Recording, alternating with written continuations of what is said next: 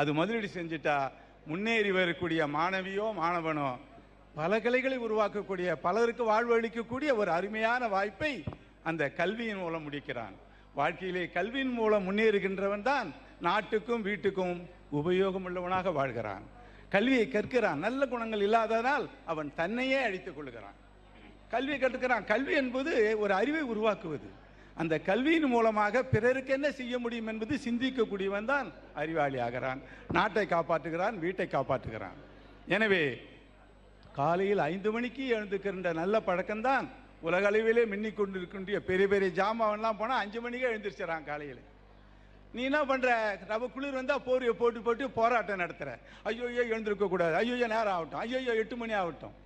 வாழ்க்கையில் ஜெயிக்க வேண்டுமா என்றால் இந்த போர்வைக்குள் ஒதுங்கி கண்டு கிடக்கிறியே, அதில் ஜெயிச்சாதான் நீ வாழ்க்கையில் ஜெயிக்க முடியும். 5 மணிக்கெல்லாம் எழுந்திரிச்சோன்னும்.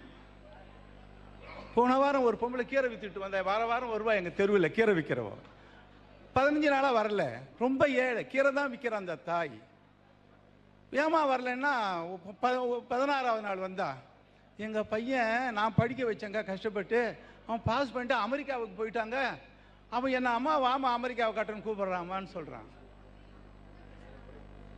ஏழை, கீரை வித்து வந்த பிள்ளைய படிக்க வச்சான் அந்த தாய். கீரை வித்து படித்து ரொம்ப நாளாக விஷயத்து வித்துன்னு கிடக்கிறான். படிக்க வச்சா கவர்மெண்ட் இதில் கவர்மெண்ட் கோட்டாவிலே பாஸ் ஆகி அங்கே போய் இங்கே போய் டாடா கன்சிலில் போய் டக்குன்னு போயிட்டான். மீன் விற்றுன்னு இருந்தான் ஒரு பையன். மீன் வெட்டி விற்றுக்கிட்டு இருந்தான். என் சொந்தக்காரன் என்னடான்னு கேட்டால் என்னை போனால் பூன்னுவான். ஏன்னா நான் பெரிய ஆள் ஆகிட்டேன், என்னை என்ன பண்ணாருன்னு கேட்டான். எங்கள் ஊரில் எங்கள் வந்துருக்காங்க, அவங்களுக்கெல்லாம் தெரியும், எங்கள் ஊருக்காரெலாம் இருக்காங்க இங்கே. ஏன்னா நெருங்கின சொந்தம், இவர் மட்டும் பெரிய ஆள் ஆகிடுச்சு, 5 காலேஜ் வச்சுக்கிறாரு, எங்களுக்கு என்ன செஞ்சாருன்னா. நாங்கள் என்ன செய்ய முடியும்? கல்வி தான் வழங்க முடியும். அந்த கல்வியை முறையாக கற்று அவன் மேலே வரல. அப்புறம் என்ன ஆச்சு? இப்படி எங்களை மதிக்கிறது இல்லை. சொந்தக்காரன் கொள்ளுமேடு, அவங்க சொந்த ஊர், அவங்க பூர்வீகம். அப்படி மீன் விடுப்பான். ஒரு நாளைக்கு 200-300 தான் கிடைக்கும். அப்படி இருந்து சரி 2 இடம் முடிஞ்சு 3ஆவது கல்யாணத்துக்கு போன வந்து உட்காந்தேன். ஒரு வருஷம் 2-3 வருஷம் இருக்கும். நம்ம சமுதாயத்துக்கார கல்யாணத்தில் அங்கே போய் உட்காந்துக்கிறேன். அப்படியே ஓடியாந்து காலில் விழுந்து கும்பிட்டான். என்னடான்னு கேட்டேன். இல்லை எங்கள் பொண்ணுக்கு நாம் +2 படிக்க சொன்னீங்க, பாஸ் பண்ணிட்டா வாடான்னு சொன்னீங்க, நான் நர்சிங் காலேஜில் சேர்த்தேன். துபாயில் அரசாங்கமே அனுப்பி மாதம் 90,000 ரூபாய் சம்பளம் கொடுக்குறாங்கன்னு காலை தொட்டு கும்பிட்டான். ஒரு ஏழை, ஒரு சாதாரணமான குடும்பத்தை உள்ளவன் அந்த பொண்ணை என்ன பண்ணுறான்? படிக்க அனுப்புகிறான். படித்து அந்த பொண்ணு தன்னுடைய குடும்பத்தில் தகப்பை மீன் வெட்டுறான்னு கூட காவாமல் திறமையாக படித்து நர்சிங் கல்லூரியில் படித்து மேலே வரா. மேலே வந்து தான் அரசாங்க கோட்டை, அரசாங்கமே வந்து துபாய்க்கு அனுப்புது அந்த பசங்களை. அங்கே போய் 80,000 ரூபா சம்பளம் வாங்குது, 1 லட்சம் ரூபா சம்பளம் வாங்குது. எனவே வாழ்க்கையில் உங்களுக்கு அருமையான வாய்ப்புகள் காத்து கிடக்கிறது. உங்கள் அறிவுக்கு வேலைகள் காத்து கொண்டிருக்கிறது. வாழ்க்கையிலே நேரத்தை நீங்கள் வீணடித்தால் உங்கள் வாழ்க்கையை நீங்கள் வீணாக்கி கொண்டிருக்கிறீர்கள். அருமையான வாய்ப்புகள் காத்திருக்கிறது. அறிவை வளர்த்துக் கொள்ளுங்கள். எல்லோரிடத்திலும் அன்பாக பழகுங்கள், பணிவாக கொள்ளுங்கள். எந்த பாடத்திலே உனக்கு விருப்பம் அதிகம் இருக்கு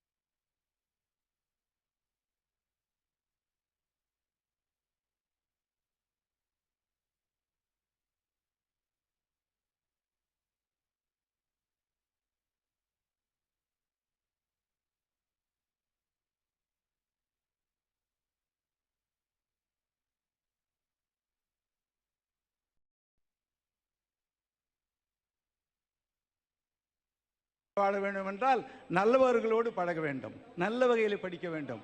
அதுக்கான வாய்ப்பு நம்மிடத்தில் ஏராளமாக இருக்கிறது. நம்முடைய தாய்மார்கள் படிக்கவில்லை, நம்முடைய மூதாதையர்கள் படிக்கவில்லை. நம்முடைய தேசிய பாரம்பரியமான சொத்துக்களை எல்லாம் ராமாயணம் மகாபாரதம் எல்லாம் காதுகளில் கேட்பாங்க. கேட்டு கேட்டு அறிவோடு நல்லவங்களா வாழ்ந்தாங்க. படிப்பு தேவை, படிச்சாதான் மேலே வரணும்னு அவசியமே இல்லை. நம்முடைய பெற்றோர்லாம் படிக்கல. 5000 ஆண்டுகளுக்கு முன்னே இவ்வளோ சொல்லிட்டு போயிருக்காங்க. அது காது வழியில கேட்டே நல்லவங்களா வாழ்ந்தாங்க. கடவுளை மனசுல நினைச்சாங்க, பிள்ளைகளை படிக்க வச்சாங்க, உலகம் பூரா போனாங்க. ஒரு நாட்டினுடைய பொருளாதாரத்தை இந்தியனுடைய வருமானம் தான் காப்பாத்திச்சான் 20-30 ஆண்டுகளுக்கு முன்ன. எனவே உலகத்துக்கே பாடம் சொல்லி கொடுத்தது நம்ம நாடு. மனிதன் மனிதனாக வாழ வேண்டும் என்பது தத்துவத்தை உருவாக்கியது. மாதா பிதா குரு தெய்வம் என்பதை சொல்லிக் கொடுத்ததே நம்முடைய இந்திய பாரம்பரியம். நம்முடைய இந்திய பாரம்பரியம் நம்முடைய கலாச்சாரம் தான். நமக்கு அருமையான வாய்ப்புகள் காத்திருக்கிறது. நல்லவர்களாக வாழ உங்களுடைய உள்ளங்களை தூய்மையாக வைத்துக் கொள்ளுங்கள். பெரியவர்களை மதியுங்கள். விடிகாலையில் எழுந்திருங்கள். சதா நல்லவைகளை படியுங்கள். நல்லவைகளை தெரிந்து கொள்ளுங்கள். உழைத்து கொண்டே இருங்கள். நிச்சயமாக நீங்கள் சிகரத்தை எட்டலாம். வாழ்நாளில் நல்லவர்களுக்கெல்லாம் உதவி செய்வீர்கள் என்று நான் வாழ்த்துகிறேன். நன்றி.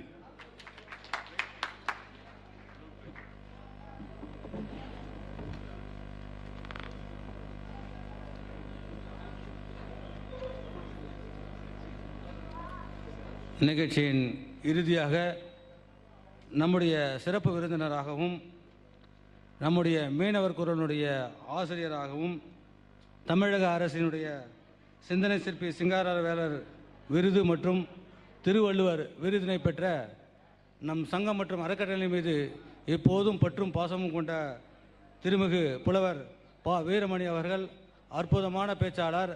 அவருடைய பேச்சை நீங்கள் தயவு செய்து கூர்ந்து கவனிக்கும்படி கேட்டுக்கொண்டு, ஓகே பசங்களும் வந்துடுவாங்க. நீங்கள் இப்போது உணவு அருந்திவிட்டு ஐயா அவர்கள் பேச்சை கேட்டுவிட்டு பரிசினை பெற்று செல்லும்படி அன்புடன் கேட்டுக்கொள்கிறேன். எனவே இப்பொழுது உணவு அருந்த செல்லலாம் என்பது மெத்த பணிவுடன் கேட்டுக்கொள்கிறேன்.